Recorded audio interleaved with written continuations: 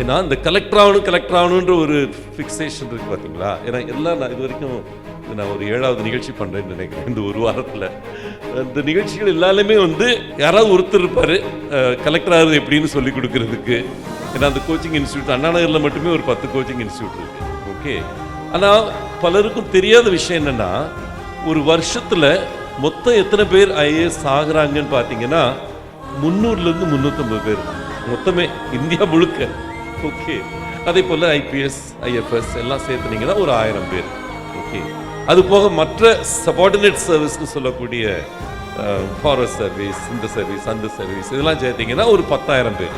Okay, ஆனால் அதுக்கு எத்தனை பேர் பரீட்சை எழுதுறாங்கன்னு பார்த்தீங்கன்னா கிட்டத்தட்ட ஒரு 100 மடங்கு பாஸ் பண்ணுறவங்களை எத்தனை எண்ணிக்கை இருக்காங்களோ அதை போல் 100 மடங்கு எழுதுறாங்க. இப்போ 100ல் ஒருத்தருக்கு தான் அந்த வாய்ப்பு கிடைக்குது. அப்போ அந்த 99 பேரும் வேஸ்டா? இல்லை, கண்டிப்பாக இல்லை.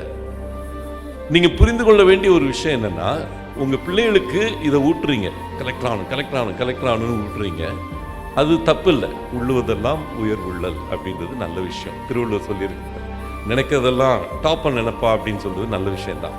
ஆனால் அதே நேரத்தில் உள்ளதையெல்லாம் உயர்வாக சிந்தித்தல் அப்படின்றது ரொம்ப முக்கியம். ஏன்னா அந்த நீங்கள் கலெக்டரால் அதுக்கு அடுத்து இருக்கக்கூடிய சபார்டினேட் சர்வீஸில் சேர்ந்து லைக் டிஎன்பிஎஸ்சியில் குரூப் 1ல் போய் அது மூலமாக ஐஏஎஸ் ஆகலாம் அப்படின்ற எண்ணம் கூட பலருக்கும் கிடையாது.